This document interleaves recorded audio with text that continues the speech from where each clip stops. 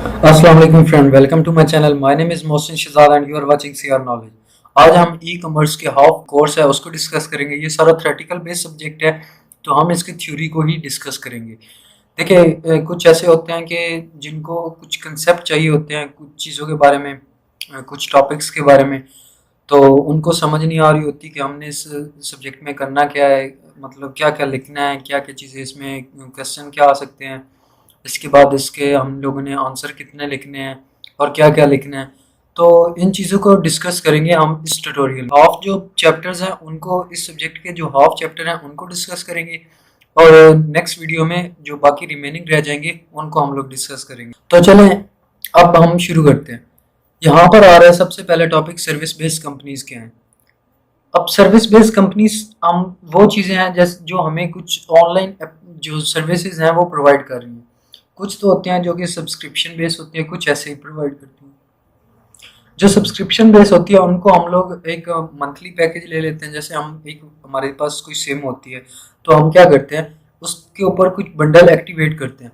Let's suppose हम SMS bundle activate कर रहे हैं और हम चाहते हैं कि हमें जो ज़रूरत है एसएमएस की वो 7 डेज़ की है, तो हम 7 डेज़ का सब बंडल जो है सब्सक्राइब कर लेते हैं। और अगर हमें ज़रूरत है मंथली बेस की तो हम मंथ का सब्सक्राइब कर लेते हैं। तो इसी तरह कुछ कंपनीज हमें प्रोवाइड करती हैं कि हम, आप अगर हमारे साथ कुछ डील कर लेते हैं कि हम मतलब पूरा मंथ का इतना आपको पैकेज देंगे, हम कुछ लेस कर देंगे, कुछ ज़्यादा कर देंगे। तो ये इसके बारे में, जैसे टीसीएस कुरियर है। अब यहाँ पर कुछ कंपनीज होती हैं जो इनके साथ लिंक होती हैं, और वो क्या करती हैं, इनको कहती हैं कि हम लोग प्रोडक्ट जो है वो अपनी शिप करेंगे, हम दूसरे कस्टमर को डिलीवर करवानी है। तो आप हमारे साथ मंथली कुछ बजट रख लें कि आप इतना हमारे साथ बजट डिसाइड कर लें, और हमारी जो प्रोडक्ट है वो बाकी वाली जो है वो फ्री, इस मंथ में हम जितनी भी प्रोडक्ट की डिलीवरी दें वो हमें फ्री मिले। तो देखिए, इसका वो, इनको बेनिफिट टीसीएस वालों को ये होता है कि इनको साथ सारे जो एक बार ऑर्डर मिल जाते हैं, मतलब इनको पेमेंट मिल जाती है, और कुछ कंपनीज जो हैं इनको एक तरह से कह लें कि इनका कस्टमर बन जाता है कुरियर वालों का। अब जो कंपनीज होती है उनका ये होता है कि उनको हर प्रोडक्ट के साथ कुछ एक्स्ट्रा चार्जेस लगाने पड़ते हैं, वो इनको शायद कम हो जाएं। इस तरह इनको कुछ बेनिफिट मिल जाते हैं, कुछ उनको मिल जाते हैं। हम इधर आ जाते हैं फ्रेमवर्क। अगर हम लोग देखें, हम फ्रेमवर्क यूज क्यों करते हैं। देखिए, अगर हम एक साइट वैसे डेवलप करना चाहें ना, तो उसके ऊपर हम उसकी पूरी कोडिंग करेंगे। पूरी कोडिंग से क्या मुराद है, मतलब उसके हम टैग्स लगाएंगे, उसकी जो जो सिंपल, जो बिल्कुल थोड़ी सी थोड़ी चीज़ है उसका भी ख्याल रखेंगे, उसके हम लेंथ विड्थ ये सब कुछ हम उसको प्रोवाइड करेंगे। लेकिन अगर हम फ्रेमवर्क यूज़ करें तो फ्रेमवर्क हमारे पास जो हमारा कोडिंग है उसको काफ़ी हद तक रिड्यूस कर देता है। और अगर हम लोग दूसरा कोड यूज़ करें फ्रेमवर्क की बजाय, अगर फ्रेमवर्क की बजाय हम लोग कोड यूज़ करते हैं, तो अगर हमें कोई और चीज़ उसमें ऐड करवानी हो, कोई और मॉड्यूल, जैसे कि एक मैं एग्जांपल देता हूँ आपको। हमारे पास एक बनी बनाई चीज़ है, एक ऐसे कर लें कैलकुलेशन हमें प्रोवाइड करने वाली।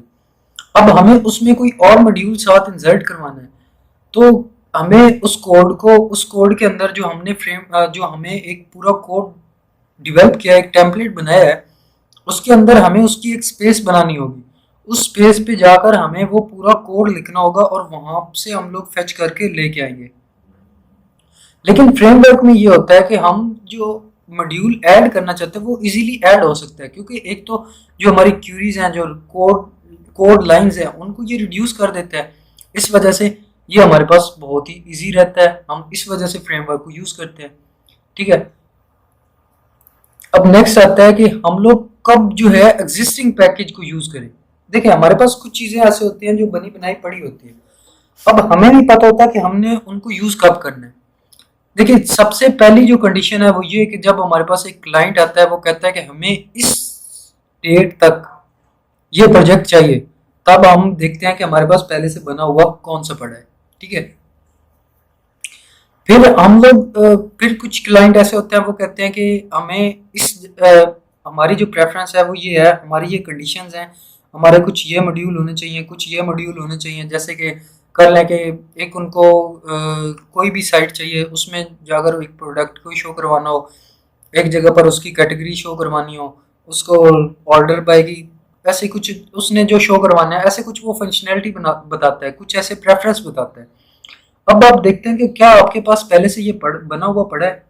देखिए, अगर तो बना हुआ पड़ा है आपके पास, तो आप क्या करें, उसी को उठा लें, थोड़ा सा मॉडिफाई करें और उस क्लाइंट को दे दें। या फिर फीचर जो मैच हो रहा है ये भी उसी में ही आ जाता है, लेकिन आप एक एग्जाम पॉइंट ऑफ व्यू से लिखने के लिए आपके पास ये एक एक्स्ट्रा पॉइंट भी होगा कि फीचर भी मैच कर रहे हो, तो आप उसको उठा लें, जो चेंजेस करनी हो कर लें और आप अपना प्रोडक्ट उसको दे दें। अब एग्जिस्टिंग प्रोडक्ट हमारे पास आ जाता है। हमारे पास 3 टाइप्स के होते हैं, मैजेंटो है, द्रपाल है और क्यूब कार्ड है। मैजेंटो हमारे पास क्या है, ये बहुत ही modular and flexible e commerce platform है। मॉड्यूलर क्या है कि मतलब मॉड्यूल में बना हुआ है, मॉड्यूल मतलब कुछ पार्ट्स में, ठीक है। उसके बाद द्रपाल, ये कंटेंट मैनेजमेंट है, हमारे पास सिस्टम कंटेंट मैनेजमेंट सिस्टम है द्रपाल। इसमें हम लोग एक्सटेंड कर सकते हैं, इसमें चेंजेस कर सकते हैं। उसके बाद हमारे पास क्यूब कार्ड आ जाता है, ये एक सोल्यूशन है ई कॉमर्स का, ठीक है। बोथ वर्जन इसके अवेलेबल है हमारे पास, फ्री और पेड दोनों। नेक्स्ट हमारे पास आ जाता है आई स्टॉक फोटो। ये एक वेबसाइट है जहां पर हम लोग अपनी फोटोग्राफीज को सेल भी कर सकते हैं और बाय भी कर सकते हैं। इसके लिए पहले फोटोग्राफर को एक रजिस्टर होना पड़ेगा, उसमें अपना उसको नाम पता जो जो चीज़ें उसमें रिक्वायर्ड होंगी वो सारी उसको देनी होगी, और फिर वो अप्रूव होगा, और देन वो अपनी जो फोटोग्राफी है जो भी उसने क्लिक किया होगा वो उसको वहाँ पर अपनी एडवर्टाइज करेगा, वहाँ पर मतलब सेल के लिए लगा देगा। वहाँ से कस्टमर आएगा, अगर उसको पसंद हुई वो देखेगा और अपने परचेज करेगा। अब यहाँ पर जो फीचर हैं इस वेबसाइट में वो कौन कौन से हैं। सबसे पहला फीचर है कि यहाँ पर अप्रूवल प्रोसेस होता है सेलर के लिए। जो सेल करना होता है वो क्या, उसको पहले अप्रूव करवाना होता है। अप्रूव से मुराद क्या है कि जो आई स्टॉक फोटो की जो एडमिन पैनल है, जो एडमन्स हैं जो इसको मैनेज करते हैं, वो पहले अप्रूव करें कि हाँ ये वाली फोटोग्राफी हम सेल करने के लिए यहाँ पर लगा सकते हैं। तो कुछ कंडीशंस होती हैं, कुछ बैड पिक्चर्स होती हैं वो वाली भी नहीं लगानी होती, तो कुछ इस तरह की कुछ कंडीशंस भी होती हैं ताकि अप्रूवल प्रोसेस सेलर के लिए यहाँ पर लाजमी होता है, ठीक है। अब सेलर को यहाँ पर फ्लेक्सिबिलिटी क्या मिली है, क्या सेलर को यहाँ पर क्या एडवांटेज है। देखिए, सेलर जो है उसको यहाँ पर ये फीचर्स प्रोवाइड किए गए हैं कि वो यहाँ पर अपनी मर्जी की प्राइसेस लगा सकते हैं, मल्टीपल इमेजेस लगा सकते हैं, और अगर वो चाहे तो लाइसेंस भी क्रिएट कर सकते हैं, और वो उसके अंदर लाइसेंस लगा सकते हैं ताकि ओनली अथोराइज पर्सन ही उसको एक्सेस कर सकें, या उसको परचेज जिन्होंने किया वही यूज़ कर सके, इसके अलावा कोई ना यूज़ कर सके।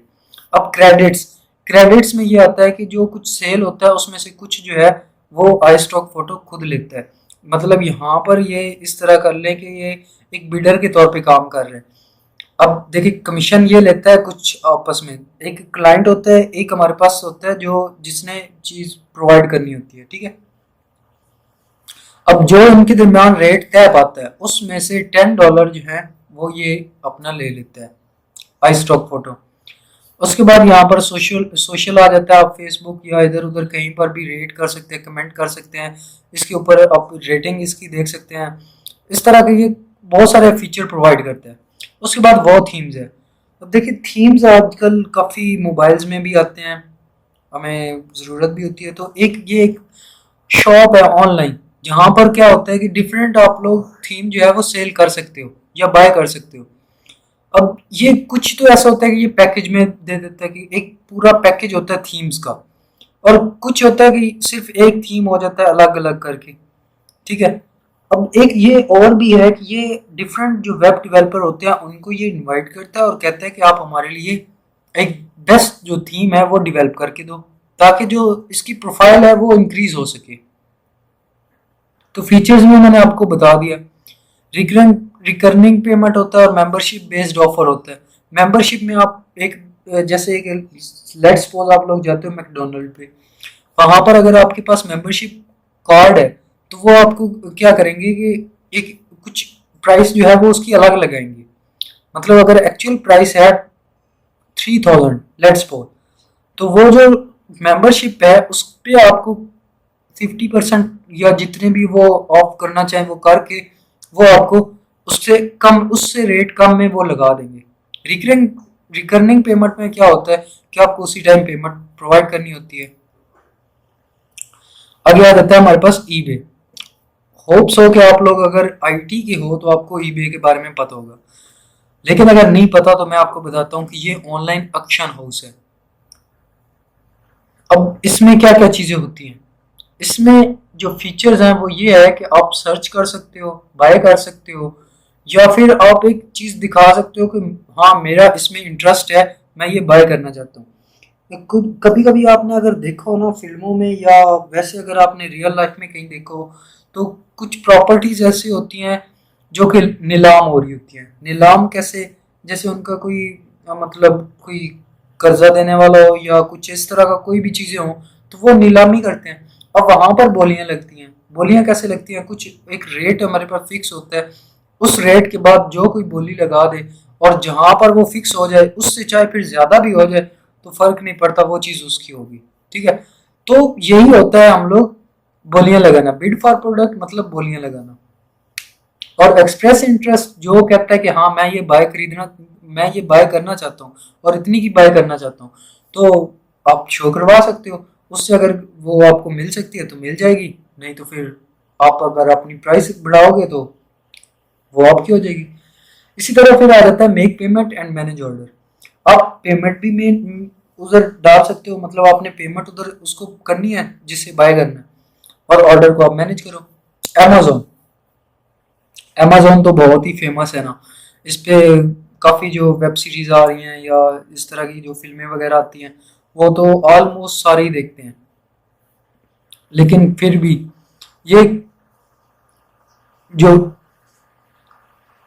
जो ईबे है ना उसी की तरह ही है, लेकिन इसके कुछ सोशल एस्पेक्ट भी है। जैसे यहाँ पर हम रेटिंग कर सकते हैं, रिव्यू कर सकते हैं, रिकमेंड कर सकते हैं।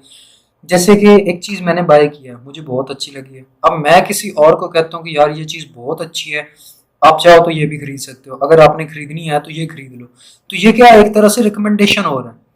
अब जब रिकमेंडेशन हो रहा है तो देखिए, अगर मैं एक डील करता हूँ कि मैं किसी से कहता हूँ कि यार मैं ना रिकमेंड करूंगा, आप मुझे इसमें से इतना दे देना, तो कुछ इस तरह से भी रिकमेंडेशन होता है। लेकिन यहाँ पर जो रिकमेंडेशन का मतलब है कि आप किसी और को कह सकते हो कि आप यहाँ से आकर बाय कर सकते हो।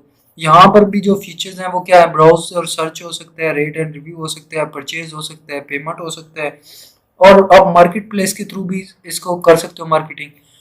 उसके बाद प्ले डॉट कॉम में हमारे पास ये सिमिलर अमेजोन की तरह है, लेकिन ये सेल नहीं करता, लेकिन ये यूजर को अलाउ करता है कि वो अपनी वाली जो आइटम्स हैं, जो उसकी अपनी चीजें हैं, वो जो है उनको सेल करे। ठीक है, यहाँ पर डायनामिक कैटेगरीज में आ जाते हैं। अब इसके फीचर्स पे आते हैं। इसमें ब्राउज और सर्च होता है, रेट एंड रिव्यू होता है, परचेज प्रोडक्ट होता है, मेक पेमेंट होता है, सेल प्रोडक्ट होता है थ्रू प्ले ट्रेड। आगे आ जाता है हमारे पास प्रोडक्ट्स। इसमें यही होता है कि हम लोग क्या कर रहे हैं, तो प्रोडक्ट को फाइंड करें, व्यू करें, एक्सप्रेस करें, इंटरेस्ट करें, मतलब अपना इंटरेस्ट जो है वो शो करवाएं कि हाँ हम इसको खरीदना चाहते हैं। अब चेकआउट प्रोसेस आ जाता है। चेकआउट प्रोसेस में हम लोग पेमेंट को पे करते हैं, मतलब पे करते हैं हम लोग अपनी ऑर्डर को, जो पेमेंट बनती है उसको पे करते हैं। अब सबसे पहले क्या है कि ऑर्डर करो, ग्रुप करो प्रोडक्ट को, सारी प्रोडक्ट को इकट्ठा करो, उनका टोटल अमाउंट निकालो, टोटल अमाउंट जो भी बना वो पे करो, और अपनी जो डिलीवरी है उसकी डिटेल ले लो, बात खत्म। अब ये एक हमारे पास मोस्ट इम्पॉर्टेंट और काफ़ी टाइम एग्जाम में जो पूछा जाता है, ये जेनिफर थेटरी का, ये एक स्टोर था। ठीक है, इसके कुछ कस्टमर थे जो कि लोकल थे, जो कि आते थे शॉप पे और चीज़ें ले जाते थे।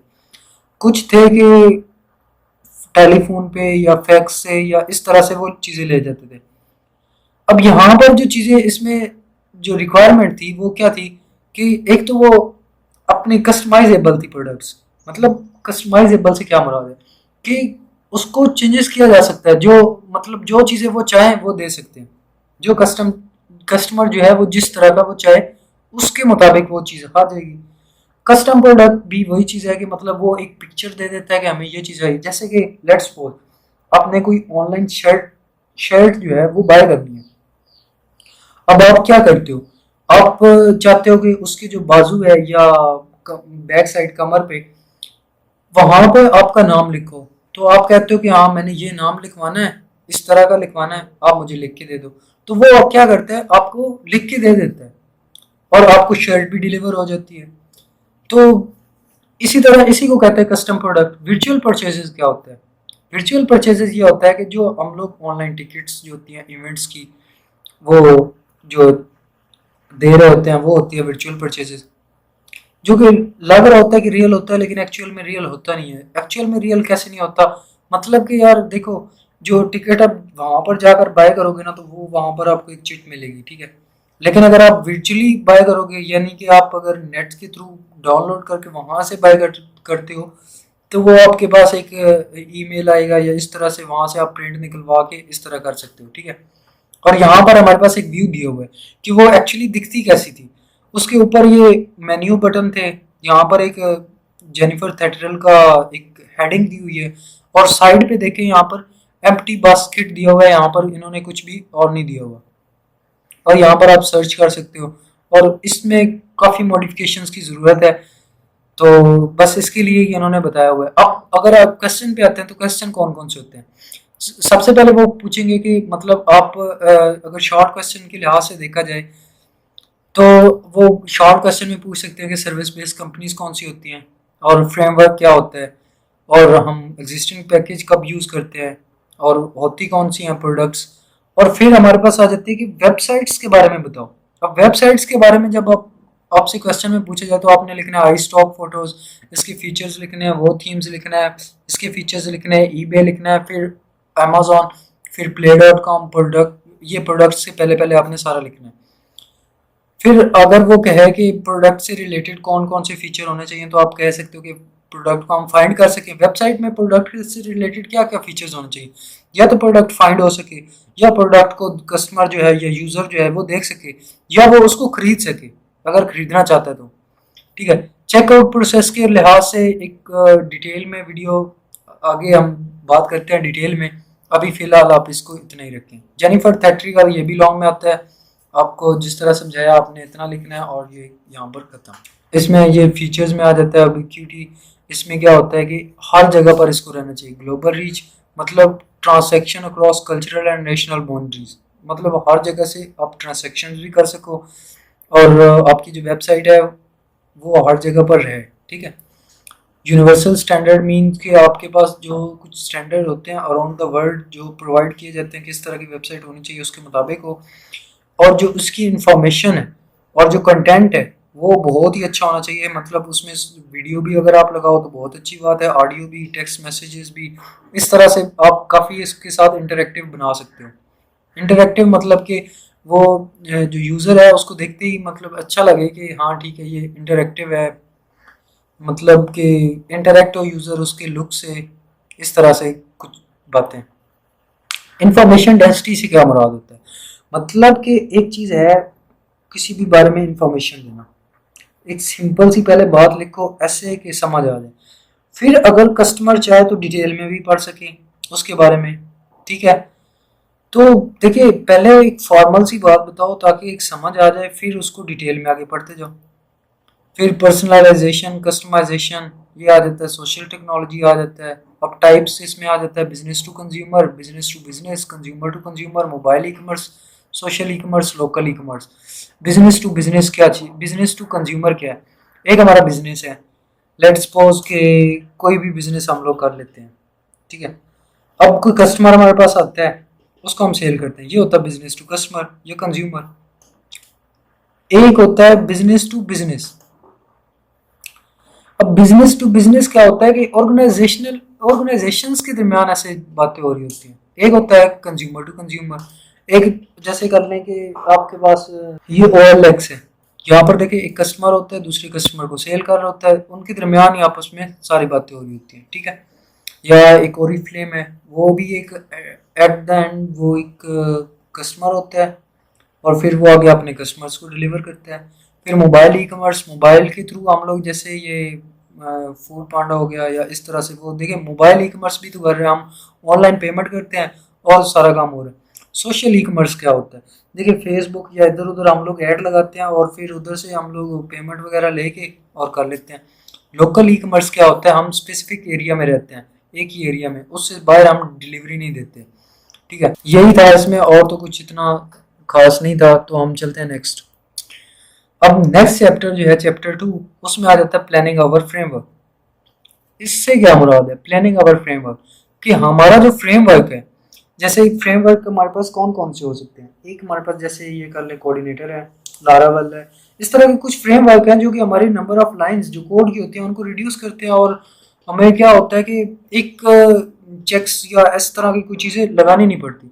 तो यहाँ पर अब देखिए, यहाँ पर उन्होंने एक्सप्लेन किया हुआ है इसके डिज़ाइन आर्किटेक्चरल पैटर्न को। इसमें क्या होता है, एक जो नॉर्मल्स होते हैं उसमें मॉडल व्यू कंट्रोलर हो जाता है, जैसे कि कोऑर्डिनेटर है। इसी तरह इसमें रजिस्ट्री आ जाता है और सिंगलटन आ जाता है। इनको मैं डिस्कस करता हूँ कि ये तीनों चीज़ें क्या है। मॉडल व्यू कंट्रोलर, मॉडल जो है इसको अगर मैं सिंपल अल्फाज में आपको बताऊँ तो ये डेटाबेस के साथ काम करता है। मतलब कि डेटाबेस में चीज़ें इंसर्ट करना, उधर से निकालना, ये मॉडल का काम है। इसने डील करना है बैक एंड के साथ, डेटाबेस के साथ। व्यू जो है इसने कस्टमर को देखना है। अब यहाँ पर देखो हम लोग सेपरेट कर रहे हैं, जो बैक एंड है उसको सेपरेट कर रहे हैं और जो फ्रंट एंड है उसको सेपरेट कर रहे हैं। इनके दरमियान में एक चीज होगी जो क्या होगा, कंट्रोलर। वो कंट्रोलर क्या होगा, दोनों को आपस में इंटरेक्ट करवाएगा। कैसे इंटरेक्ट करवाएगा, अब अगर लेट्स सपोज कि हमारा जो यूजर है वो किसी चीज पे क्लिक करता है, अब वो कंट्रोलर चेक करेगा कि किस पे क्लिक किया और रिक्वेस्ट भेजेगा मॉडल को, क्या चीज़ ये वाली अवेलेबल है हमारी डेटाबेस में। अगर है तो निकाल के दे दो, अगर नहीं है तो हम लोग एक एरर शो करवा देते हैं, या हम कह सकते हैं कि एक मैसेज डिस्प्ले करवा देते हैं कि ये चीज़ नहीं पड़ी। ठीक है, ये एक डायग्राम है, ये आप लोग बना लीजिएगा, देख लीजिएगा। देखिए कंट्रोलर जो है दोनों साइड पे देखिए इनको कंट्रोल कर रहे हैं, और एक जो व्यू वाली साइड है इस पे वेब ब्राउजर लगेगा, मतलब वेब ब्राउजर के थ्रू यूजर इंटरेक्ट होगा ना व्यू के साथ। और जो बैक एंड है इसमें तो डेटाबेस, इसके बारे में मैंने आपको बता दिया। अब रजिस्ट्री क्या होती है, ये कलेक्शन ऑफ ऑब्जेक्ट को स्टोर कर लेती है हमारे फ्रेमवर्क में। ठीक है, हमें कुछ क्यूरीज जो होती है हम लोग लगाते हैं, या हम लोग कुछ ऐसे टास्क होते हैं जो कि हम लोग करते हैं, जैसे डेटाबेस को क्यूरी करना, हम लॉगिन का फंक्शन प्रोवाइड करते हैं, व्यू देते हैं। ईमेल अगर हमने सेंड करना हो तो काफ़ी जगह पर हम लोग करते हैं, कुछ लोग नहीं भी करते। तो देखिए ये एक ना एब्स्ट्रैक्ट एब्स्ट्रैक्ट का अगर आप लोगों को नहीं पता तो मैं आप लोगों को बता देता हूँ कि एक ना ऐसे कर लें कि ये एक हमें बिल्कुल नक्शा डिज़ाइन टाइप कर लें। मैं आपको समझाने के लिए कह रहा हूँ कि एक ना कंप्लीट नहीं होता वो चीज़, लेकिन ये हमें एक डिज़ाइन सा बना के दे देता है कि हाँ ये इस तरह से होगा। जैसे कि लेट्स सपोज हमारे पास एक जानवर है कोई, ठीक है। अब हम लोग एक क्लास बनाते हैं एनिमल की। अब एनिमल में कोई भी हो सकता है ना, उसमें हम लोग एक फंक्शन लगा देते हैं वॉइस का। अब देखो कुत्ते की वॉइस अलग है, बिल्ली की वॉइस अलग है, इन सब की वॉइस अलग है ना। तो देखिए अब एक हम एब्स्ट्रैक्ट फंक्शन लगा देंगे जो कि इनकम्प्लीट होगा। कंप्लीट कब होगा, जब हम उसको कंप्लीट करेंगे। तो इसी तरह ये एब्स्ट्रैक्शन प्रोवाइड करती है मॉडल व्यू कंट्रोलर पैटर्न को। ठीक है, होप सो आप लोगों को रजिस्ट्री के बारे में समझ आ गई। अब रजिस्ट्री पैटर्न, ये एक डायग्राम दी हुई है, आप अगर देखें तो आपको समझ आ जाएगी कि डेटाबेस व्यू, मेल प्रोग्राम और फाइल सिस्टम टॉप पे हैं।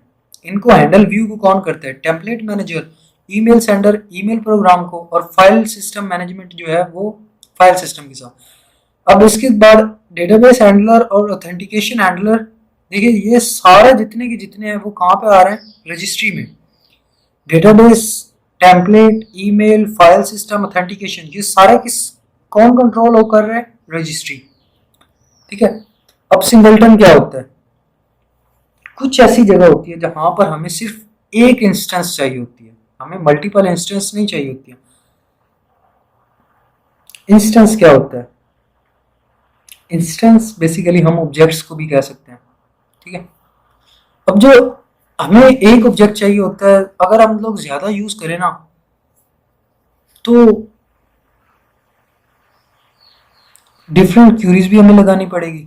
ठीक है, उनको हम लोग देखना पड़ेगा कि हमें इसको यूज कैसे करना। तो हमें किसी टाइम ऐसे होना है कि एक ही चाहिए होता है। ठीक है, अब स्ट्रक्चर पे आते हैं। स्ट्रक्चर में क्या होता है, स्ट्रक्चर में मॉडल व्यू कंट्रोलर, इसके बारे स्ट्रक्चर तो एक डिजाइन हो गया ना। एक उसका पूरा स्ट्रक्चर हो गया, ढांचा हो गया कि हमने इस तरह करने का। अब मॉडल व्यू कंट्रोलर के बारे में मैंने आपको बहुत ही डिटेल में बता दिया। अब मैं बताता हूँ व्यू की साइड पे होता क्या क्या है। एक टेम्पलेट होता है, इमेजेस हम लोग लगाते हैं, जावास्क्रिप्ट लगा देते हैं, ठीक है, इस तरह की चीज़ें। कंट्रोलर क्या करता है, कंट्रोल करता है, इधर से जो रिक्वेस्ट आती है वो मॉडल को भेजता है, मॉडल से जो रिक्वेस्ट आती है वो जो रिस्पॉन्स आता है वो आ जाता है व्यू के पास। इसी तरह ये स्ट्रक्चर में रजिस्ट्री भी आ जाता है, ये ऑब्जेक्ट्स को स्टोर करता है और डेटाबेस के ऑब्जेक्ट्स के साथ डील करता है। एसेट्स हमारे पास क्या होते हैं, एसेट जैसे कि हम कोई फाइल अपलोड करते हैं तो वो हमारे एसेट्स में आ जाते हैं, ठीक है। ये एक फोल्डर होता है, अगर आप लोगों ने मेरी कोऑर्डिनेटर की सीरीज नहीं देखी तो वो वाली देख लीजिएगा, उसमें आपको इस डायरेक्टरी स्ट्रक्चर के बारे में मैंने मॉडल व्यू कंट्रोलर के सारे बारे में बताया हुआ है, आप लोग देख सकते हैं, आप लोगों के लिए आसानी होगी। अपलोड्स मतलब जो भी चीज़ें हमने अपलोड की हुई हैं, लाइब्रेरीज हमारे पास कुछ बिल्ट इन लाइब्रेरीज होती हैं जिनको हम लोग यूज़ करते हैं, जैसे कि डेटाबेस को हम लोग अटैच करने के लिए या कुछ और जो ऑथेंटिकेशन प्रोसेस या इस तरह की कुछ भी चीज़ें, मिसक्लेनियस आ जाता है। फिर ये हमारे पास एक डायग्राम दी हुई है कि सारे रजिस्ट्री जो है वो निकालती है। अब index dot P H P पे आते हैं, इस पर मैंने डिटेल में वीडियो बनाई हुई है अपने कोऑर्डिनेटर के ट्यूटोरियल में, अगर आप लोगों ने वो नहीं देखी तो आप देख सकते हो, लेकिन इधर भी मैं आप लोगों को बता देता हूँ कि जो भी रिक्वेस्ट आती है, एक सिंपल वर्डिंग में मैं बताता हूँ कि जो भी रिक्वेस्ट आती है वो index dot P H P में आती है, ठीक हो गया। अगर आप index dot P H P नहीं लगाते, नहीं लिखते फ्रेमवर्क में, तो वो आपको जो पेज होगा वो ओपन ही नहीं होगा, ठीक हो गया। अब नेक्स्ट आता है डेटा। डेटा क्या होता है, मतलब हमारे पास की कुछ कुछ भी डेटा हो सकता है, टेक्स्ट हो सकता है, हम लोग ये बुलियन टिक्स जैसे यस और नो चेक बॉक्सेस जो हमारे होते हैं, इस तरह का कई सारा डेटा हमारे पास हो जाता है। इसको हमने स्टोर करना होता है अपनी डेटाबेस में। अब रजिस्ट्री ऑब्जेक्ट क्या होते हैं, रजिस्ट्री ऑब्जेक्ट्स के बारे में बताया हुआ है कि ये डेटाबेस हैंडलर के और यूजर ऑथेंटिकेशन और ये सारे जो ऑब्जेक्ट्स हैं इनको कहाँ पर होते हैं, रजिस्ट्री ऑब्जेक्ट्स में, ठीक है। उसके बाद डेटाबेस, डेटाबेस के साथ हम कौन कौन से फंक्शनलिटी प्रोवाइड परफॉर्म करते हैं, एक तो हम उसके साथ कनेक्ट करते हैं मल्टीपल, अगर डेटाबेस बनानी हो तो हम फ्रेमवर्क में मल्टीपल डेटाबेस भी अटैच कर सकते हैं। क्यूरीज भी हम लोग परफॉर्म करते हैं और जो हमारा रिजल्ट आता है उसको हम लोग जो हमारा है रिटर्न भी करवाते हैं। कैशिंग करते हैं, कैशिंग क्या होता है कि हम एक जगह पर उसको स्टोर कर लेते हैं ताकि अगर हमें नेक्स्ट ज़रूरत हो तो हम लोग उसको दोबारा से यूज़ कर सकें। और कॉमन क्यूरीज जो होती है जैसे इंसर्ट, अपडेट, डिलीट, इनको वो इजी कर देता है, बहुत ही इजी कर देता है। आप मेरी कोऑर्डिनेटर वाली सीरीज जो है वो देखिएगा। अब आ जाता है एक्सटेंडिंग ऑब्जेक्ट, इसमें आ जाता है inheritance, abstracting the logic to the queries, debug information. Inheritance क्या होता है, पेरेंट चाइल्ड रिलेशन, जो पेरेंट में खसूसियात है वो चाइल्ड में भी आ जाती हैं। उसके बाद आ जाता है abstracting the logic to the queries. अब क्यूरीज को इतना ज़्यादा बड़ा लंबा चौड़ा करने की बजाय ये क्या करता है, छोटी छोटी सी लॉजिक बना देता है। डिबग इन्फॉर्मेशन की वो उसमें से कुछ एरर वगैरह जो भी चीज़ें होती है वो उसमें निकाल लेता है, जैसे लॉगिंग परफॉर्मेंस अपनी क्यूरीज की, इस तरह की क्यूरी ऑप्टिमाइजेशन, मतलब उसकी स्पीड टाइम, इस तरह की वो चीज़ें निकाल लेते हैं। यूज़र ऑथेंटिकेशन में क्या आता है कि यूज़र लॉग इन है कि नहीं है, अगर लॉग इन है तो वो ये चीज़ देख सकता है, और जब वो जा रहा है तो वो लॉग आउट है या नहीं है, और उसकी जो जब वो करंटली लॉग इन हुआ उसकी इन्फॉर्मेशन भी मेंटेन की जाती है। अब ये मेंटेन हम कैसे करते हैं, या तो हम कुकीज़ के थ्रू करते हैं या सेशन के थ्रू करते हैं। इस पे भी काफ़ी डिटेल में वीडियो मैं दूंगा नेक्स्ट वीडियोस में, लेकिन अभी फ़िलहाल आप इतना ही जान लें। टेम्पलेट मैनेजमेंट में हम लोग देखते हैं कि यहाँ पर प्रोडक्ट कौन सी आनी है, वहाँ पर कौन सी आनी है, हमारे पास हमने कौन सी कैटेगरी किस जगह पर शो करवानी है, हमने इसको मोबाइल पे कैसे शो करवाना है, कैसे हमने इसको लैपटॉप पे, टैबलेट पे कैसे रखना है, इसके जो कंटेंट है वो टूटना नहीं चाहिए, प्रोडक्ट जो हैं वो सही डिस्प्ले होनी चाहिए, उसकी इमेजेस, उसकी प्राइस, इसके साथ साथ ये सारी चीज़ें हम लोग टेम्पलेट मैनेजमेंट में डिसाइड करते हैं कि टेम्पलेट में इस जगह पर ये होना चाहिए, उस जगह पर ये होना चाहिए। कंटेंट हम लोग कहाँ कहाँ पर क्या क्या रखेंगे, मेन्यू कहाँ पे होगा, क्या चीज़ें होंगी, ये टेम्पलेट मैनेजमेंट में होता है। उसके बाद आ जाता है अगर हम इसको एक्सटेंड करें तो हम लोग उसमें पासवर्ड लगा सकते हैं, एक जगह पर रिस्ट्रिक्ट कर सकते हैं, और CSS और जावास्क्रिप्ट वगैरह भी लगा सकते हैं। अब आ जाता है ईमेल सेंडिंग। ईमेल सेंडिंग हम लोग कब करते हैं, जब देखिए हमारे पास कोई एक मैं एग्जांपल देता हूँ, जब हमारे पास कहीं पर ऑर्डर सेव हो जाता है तो उस ऑर्डर की डिटेल जो है हम ईमेल सेंड कर देते हैं। कुछ कंपनीज ऐसे करती हैं, जैसे फूड पांडा या इस तरह की कोई भी कंपनी है, वो ऐसे ईमेल कर देती है कि आपका ऑर्डर कंफर्म हो गया, ये है उसका टोटल ऑर्डर, डेट वगैरह सब कुछ मेंशन करके वो भेज देते हैं, ठीक हो गया। अब इधर भी यही चीज़ें हैं कि आप कंफर्म करते हो, डिस्पैचेस आपको मिलते हैं जब एक आपकी जो प्रोडक्ट है वो एक जगह से दूसरी जगह जाती है, तो वो आपको नोटिफाई करता है मैसेजेस के थ्रू या ईमेल के थ्रू कि आपकी जो प्रोडक्ट है वो निकल चुकी है, इस दिन तक आपके पास पहुंच जाएगी, या इस तरह का कुछ भी वो जो सीन है वो बताते रहते हैं। अदर प्रोटेक्शनल मॉड्यूल्स, इसमें यही है कि ईमेल पार्सिंग आ जाता है। ईमेल पार्सिंग क्या होता है कि हम लोग ईमेल्स को इकट्ठा कर लेते हैं, ठीक है, मल्टीपल ईमेल्स के साथ डील करते हैं। Security management, file management, security को हम लोग देखते रहते हैं, और फाइल जो हमारी होती है उनको भी। जो हमारे पास ईमेल पासिंग में यही चीज़ें हैं कि जो हमारे पास ईमेल आते हैं उनको हम लोग प्रोसेस करते हैं, देखते हैं, और जो हमारे ईमेल होते हैं उनको इजीली हम लोग डील करते हैं। सिक्योरिटी मैनेजमेंट में मैंने आप लोगों को बता दिया। फिर फाइल सिस्टम के बारे में, हम लोग फाइल क्रिएट कर सकते हैं, परमिशन दे सकते हैं, अपलोड कर सकते हैं, डिलीट कर सकते हैं, डायरेक्टरी लिस्टिंग भी बना सकते हैं। अब रूटिंग स्ट्रक्चर आ जाता है। रूटिंग स्ट्रक्चर बहुत ही इंपॉर्टेंट हमारे पास है। रूटिंग स्ट्रक्चर क्या चीज़ है? सबसे पहले जो रूट है वो क्या है? जो यूआरएल हमें प्रोवाइड किया जाता है ना, वो सबसे पहले वहाँ पर देखते हैं। ये बहुत ही इजी प्रोसेस है कि हम लोग सिंपल यूआरएल टाइप करें और हमारा जो पेज है वो ओपन हो जाए।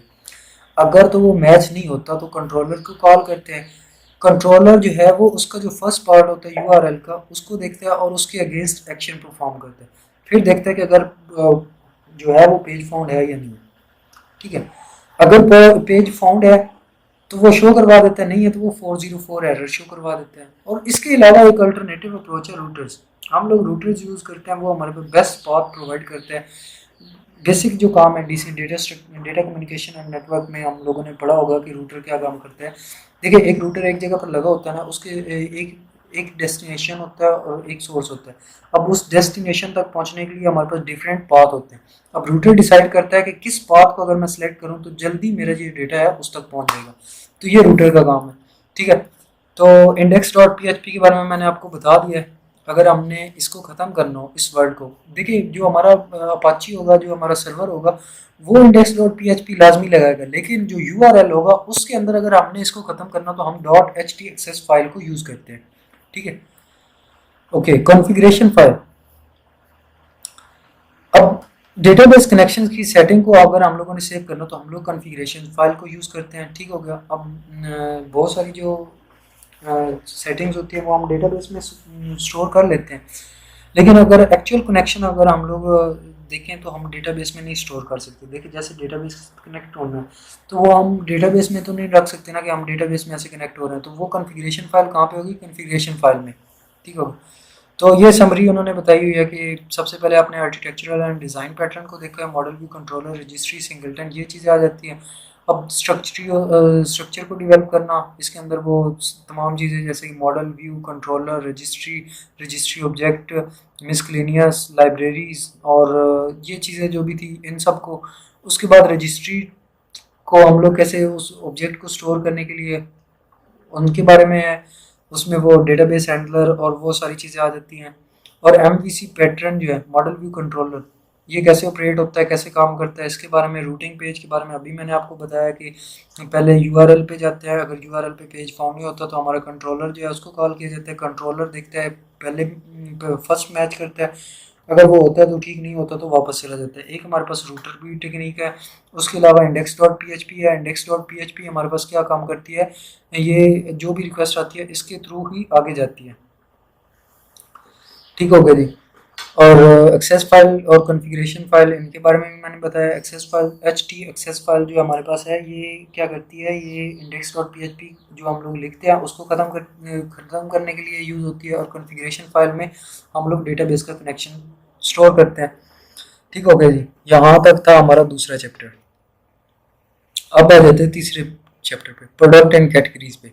इसका पहला पार्ट पे बताता हूँ। सबसे पहले हम लोग स्ट्रक्चर कंटेंट पे देखते हैं कि हम लोग कंटेंट को स्ट्रक्चर कैसे करते हैं। देखिए, हमारे पास पेज स्ट्रक्चर होता है, प्रोडक्ट स्ट्रक्चर होता है और कैटेगरी स्ट्रक्चर होता है। पेज स्ट्रक्चर से क्या मुराद है?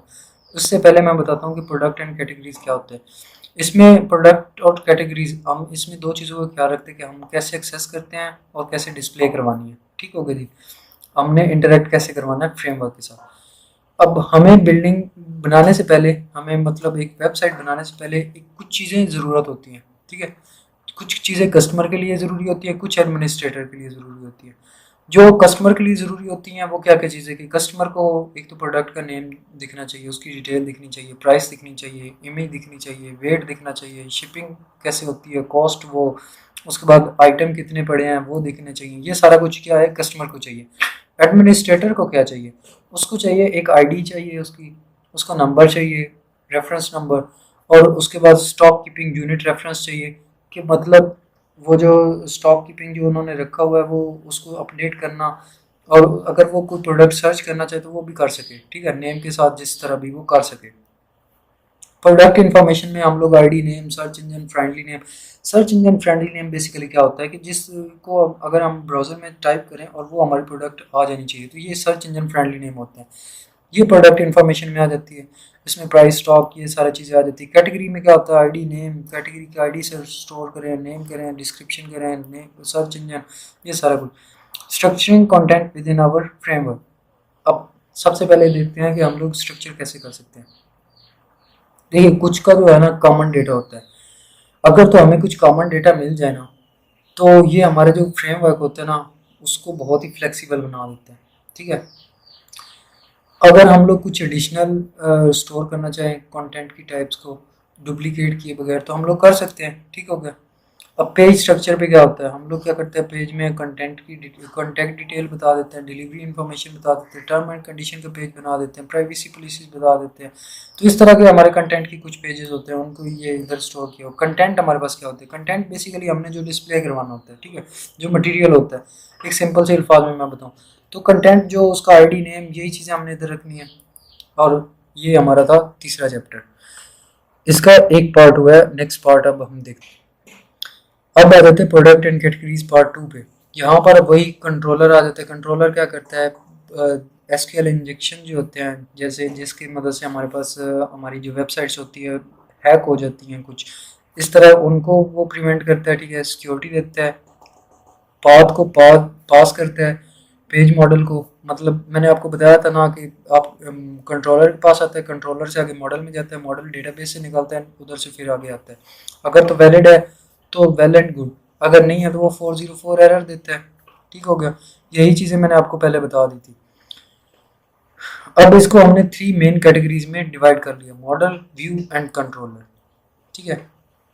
मॉडल क्या होता है, डेटाबेस के साथ कनेक्टेड होता है। कंट्रोलर क्या होता है, मॉडल और व्यू के दरमियान में जो रिलेशनशिप, या ऐसे कर लेंगे जो इनके दरमियान में कम्युनिकेशन करवा रहा है वो कंट्रोलर है, ठीक हो गया जी।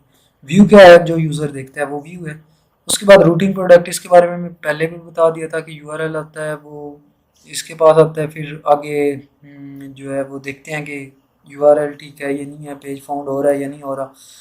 अगर नहीं तो फिर कंट्रोलर को बुलाते हैं जो भी एक्टिव होता है, वो फिर देखता है, और अगर नहीं फाउंड होता तो फिर 404 एरर शो करवा देता है। तो ये था हमारा थर्ड चैप्टर इसका, ई कॉमर्स का। अब नेक्स्ट जाते हैं फोर्थ पे। फोर्थ चैप्टर है हमारा product variation end user upload. Product variation में हम लोग सबसे पहले देते हैं कि यूज़र को चॉइस दे दें।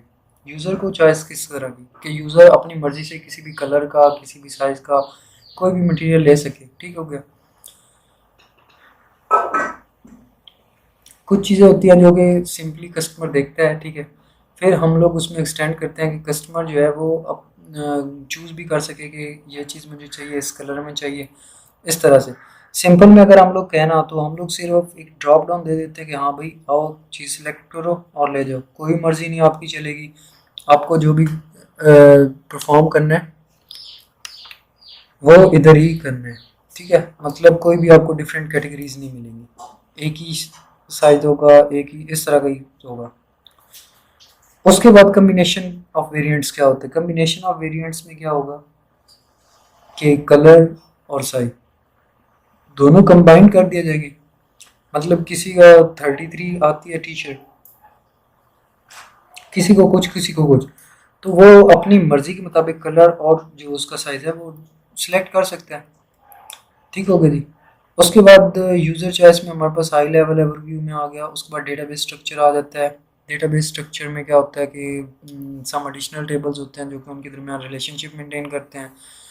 और टेम्पलेट स्विचिंग क्या होता है, जैसे लेट्स सपोज आप लोग किसी भी वेबसाइट पे जाते हो, लेट्स सपोज आप व्हाट मोबाइल पे जाते हो, वहाँ पर आप अगर लिखो ना रेंज 23 to 50, तो आप उस पर क्लिक करोगे तो एक और व्यू ओपन हो जाएगा। अब आप किसी मोबाइल पे क्लिक करते हो ना, तो एक और व्यू ओपन हो जाएगा और वो बिल्कुल पहले वाले से डिफरेंट होगा। तो ये होता है टेम्पलेट स्विचिंग। आप एक टेम्पलेट से दूसरी टेम्पलेट पे चले जाते हो, ये टेम्पलेट स्विचिंग हो जाता है। उसके बाद आ जाता है हमारे पास, इसमें हम लोग अपलोड कर, जो कस्टमर है वो कुछ, हम उसको जो चॉइस देते हैं ना, वो ये भी हो सकता है कि कस्टमर अपलोड कर ले, ठीक है, कुछ कस्टम टेक्स्ट बता दे किस तरह का चाहिए। अब हमें कुछ चीज़ें को ध्यान भी रखना होता है। अपलोड में क्या होता है कि कस्टमर जो है वो जो अपलोड कर रहा है वो ठीक कर रहा है या नहीं कर रहा, जो कस्टम टेक्स्ट उसने बताया है वो ठीक है या नहीं है, मतलब किसी तरह का कोई वायलेशन तो नहीं कर रहा, कुछ इस तरह की हमने चीज़ों को ध्यान रखना होता है। अब हम देखते हैं, अब चैप्टर 5 पे आते हैं, इन्हांसिंग द यूज़र एक्सपीरियंस। इसके लिए अब हमें इन्हांस कैसे करना है, हम यूज़र एक्सपीरियंस को कैसे बढ़ा सकते हैं। देखिए, सबसे पहले तो हम लोग उसको, कस्टमर को अलो करें कि वो सर्च कर सके। दूसरी बात, हम लोग उसको करें कि वो फ़िल्टर कर सके। फ़िल्टर से क्या मुराद होता है? फ़िल्टर से मुराद होता है कि जैसे एक रेंज दी हुई हो, वो चाहता हो कि मुझे चाहिए एक एक रेड कलर की टी शर्ट चाहिए, तो रेड कलर की सारी टी शर्ट उसके सामने आ जाए, ठीक है। तो इसका मतलब होता है कि ये फ़िल्टरिंग हो रही है। तो देखिए, ये होता है फ़िल्टरिंग प्रोसेस। उसके बाद हम उसको एक विश लिस्ट प्रोवाइड कर दें कस्टमर की। अब विश लिस्ट हम कैसे प्रोवाइड करते हैं, उसकी जो प्रीवियस उसने की होती है ना परचेजेस, उसके बिहाफ पे हम लोग उसको विश लिस्ट प्रोवाइड करते हैं। हम कुछ रिकमेंडेशन भी करते हैं। इसी तरह हम बताते हैं कि हाँ, आपका जो प्रोडक्ट है वो आ गया हमारे पास, आकर अगर लेना चाहें तो ले सकते हैं, ठीक है। और फिर हम उसको सोशल एस्पेक्ट के तौर पे भी उनके साथ इंटरेक्ट करते रहें, मतलब फेसबुक हो गया, इंस्टा हो गया, इस तरह पर हम लोग उनके साथ कनेक्टेड रहें, उनको बताते रहें कि हाँ, ये चीज़ें आ गई हैं, ये चीज़ें हैं, आप इतने में इतने में बाय कर सकते हो, वगैरह वगैरह वगैरह।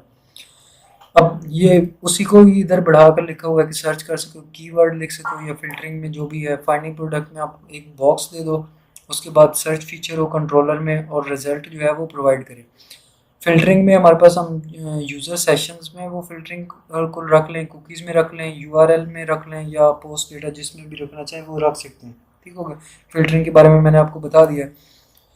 अच्छा, ये यहाँ पर उनकी टाइप्स, एट्रीब्यूट्स, ये सारा कुछ दिया हुआ है, इनको आप छोड़ सकते हैं। आप चाहें तो एग्जाम में बना सकते हो, चाहे तो मर्जी आपकी। क्यूरी करते हैं डेटाबेस को और कैश रिजल्ट करते हैं, ये बस आप एक बार पढ़ लीजिएगा, आपको इसकी समझ आ जाएगी इंशाल्लाह।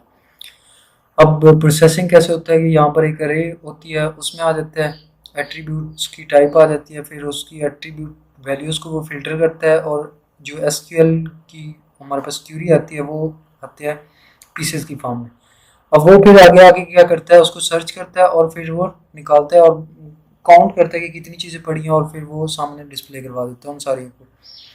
अब यहाँ पर विश लिस्ट जो क्रिएट करना होता है वो इसी से है, सेम कि सेम, कि जो कस्टमर चाहता है वो उसकी क्वांटिटी लॉग्ड इन, और मतलब अगर लॉग्ड इन नहीं है तो क्या प्रोवाइड करना है, और डेट हमने प्रोवाइड करनी है कि आपने जी ये डेट पे ये विश लिस्ट प्रोवाइड की थी। मतलब आप ऐसे यूट्यूब पे जाए ना, तो आप कहीं पर लिख सकते हैं, कहीं किस वीडियो को सेव करना, तो आप कह सकते हो वॉच लेटर, कर सकते हो ना। तो इस तरह की कुछ हम लोग विश लिस्ट प्रोवाइड कर सकते हैं इधर भी। अब उसको सेव भी कर सकते हैं। यहाँ पर वो दिया हुआ है कि so we will need a controller और लिंक इन प्रोडक्ट, जो भी है एक लिंक दे दें कि हाँ, आप यहाँ से आकर अपनी जो आपने सेव की थी वहाँ से आकर देख सकते हो, या फिर हम कंट्रोलर की मदद से भी कर सकते हैं।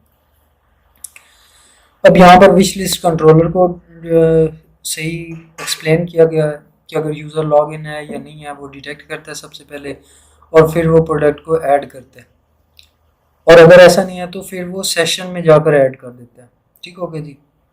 व्यू कर सकता है वो। उसके बाद इम्प्रूव करना हो तो उसके लिए क्या करना चाहिए, ये कुछ टॉपिक्स दिए हुए हैं कि आप मल्टी लिस्ट पर कस्टमर बना लो, गार्बेज कलेक्शन बना लो, उसके बाद ट्रांसफरिंग ऑफ सेशन बेस्ड जो चीज़ें हैं उसको, उसके बाद model we did not implement a model with this wish list. आगे प्रायोरिटी हम लोग लगा सकते हैं, quantity public and private list, ये सारी हम डिसाइड कर सकते हैं एक अपने ई कॉमर्स में। रिकमेंडेशन में ये है कि हम उसके प्रीवियस जो उन्होंने परचेजेस की होती हैं उसको हम लोग कर सकते हैं कि रिकमेंड कर सकते हैं। अब ये हम टेक्स्ट मैसेजेस के थ्रू करें या फिर ईमेल के थ्रू, ये आप पे डिपेंड करता है, ठीक है। स्टॉक चेकिंग में ये है कि आप स्टॉक देखते रहें कि आपकी कोई प्रोडक्ट कम तो नहीं हो रही, या अगर कम हो रही हैं तो आप उसको मंगवाएं और देखते रहें। ठीक है, रिव्यू कमेंट करें, कमेंट करने दें यूज़र को, रिव्यू करने दें उनको, और ये भी ध्यान रखें कि वो अच्छे अच्छे हों, बुरे बुरे ना हो। और आप प्रोडक्ट को सजेस्ट भी करो, रिलेटेड प्रोडक्ट सजेस्ट करो, और अगर कोई इन्फॉर्मेशन प्रॉपर नहीं है तो उसको रिपोर्ट करो, और कमेंट अगर कोई गलत आता है तो उसको रिपोर्ट करो।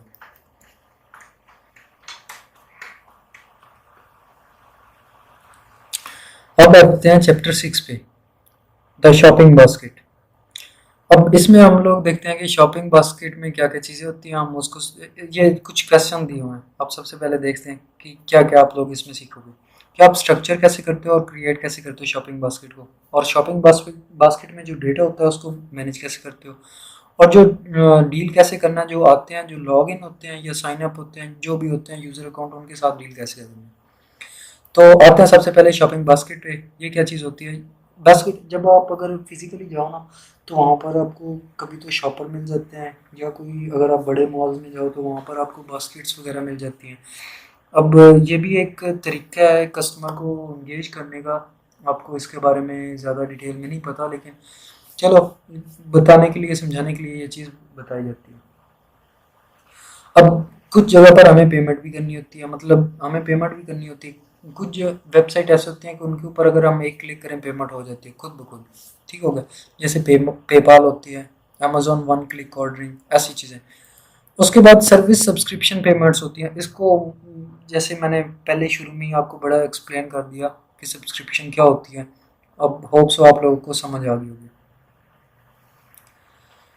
एक्शन क्या होता है? वही बिडिंग, बोलियां लगाना, यही एक्शन होता है। उसके बाद पर पेज बास्केट, हम हर पेज पे बास्केट को शो करवाएं कि आपके पास इतनी चीज़ें आपने इंसर्ट की हैं, इतनी ये चीज़ें आप इंसर्ट कर सकते हो, वगैरह वगैरह वगैरह। उसके बाद जब हम लोग बनाते हैं तो हमें क्या देखना होता है कि पहले तो उसका स्टॉक देखना होता है कि स्टॉक कितना है उसमें। उसके बाद प्रोडक्ट वेरिएशन में कि वो मतलब जो डिफरेंट प्रोडक्ट जितने डिफरेंट टाइप्स के होते हैं ना, तो वो देखना होता है उसके मुताबिक। और कस्टमाइजेशन, अगर कस्टमर के मुताबिक जो कस्टमर चाहता हो। टेम्पलेट्स में हमें उसको डिस्प्ले करवाने के लिए एक टेम्पलेट चाहिए, सब टोटल जो हमारे टोटल अमाउंट आता है। अब क्रिएट करने के लिए हमारे पास स्टेजेस होती हैं कुछ। सबसे पहले हमने देखना है कि कंटेंट पे हम लोग शॉपिंग बास्केट बनाएं। ठीक होगा। दूसरा अगर आप लोग देखें तो हम लोग यूज़र अथेंटिकेशन भी देखें। बास्केट डेटाबेस में जाकर वो सारी चीज़ें इंसर्ट करना डेटाबेस में कि हाँ जी बास्केट, शॉपिंग बास्केट या सेल का एक पूरा टेबल बनाना, ये एक बता रहा हूँ। बास्केट कंटेंट में वो डेटा आता है या वो प्रोडक्ट्स आती हैं, उसकी जो इंफॉर्मेशन होती है, प्राइस, ईटीसी, वो चीज़ें क्या हैं, वो बास्केट कंटेंट में आ जाती हैं। उसमें एक चीज़ें आ जाती है कि हम लोग व्यू कर सके, मतलब कस्टमर जो है वो व्यू कर सके, ऐड कर सके, या फिर वो उसको अपडेट कर सके, डिफरेंट वेरिएशन ऐड कर सके, क्वांटिटीज़ को अपडेट कर सके, इस तरह की चीज़ें। व्यूइंग में मैंने बता दिया कि कस्टमर देखता है। उसके बाद कंट्रोलर आ जाता है हमारे पास, और फिर ऐड भी कर सके, और फिर बास्केट को अगर वो एम्प्टी करना चाहे तो अब देख कितनी बार कब एम्प्टी होना चाहिए, ये भी तो एक मैकेनिज्म होना चाहिए। जब कस्टमर जो है वो कंफर्म कर दे, ठीक है, या वो चाहे कि हाँ मैं इसको एंड करना चाहता हूँ, या फिर बास्केट की जो कंटेंट है वो बहुत ज़्यादा टाइम हो गया हो उनको इधर पड़े हुए। ठीक है, और हर पेज पे जाकर अगर हम लोग उसको करें शो, तो उसके लिए भी यहाँ पर कुछ पॉइंट्स दिए हुए हैं कि आप हर पेज पे जाकर शो करवा सकें। तो डेट्स इट फॉर टुडे। आज हम लोगों ने 6 चैप्टर्स किए हैं, नेक्स्ट टाइम हम लोग इससे ज़्यादा करेंगे। तो इंशाल्लाह नेक्स्ट लेक्चर में हमारा ये कोर्स एंड हो जाएगा। मिलते हैं नेक्स्ट वीडियो में, अपना ख्याल रखिएगा, अल्लाह हाफिज़।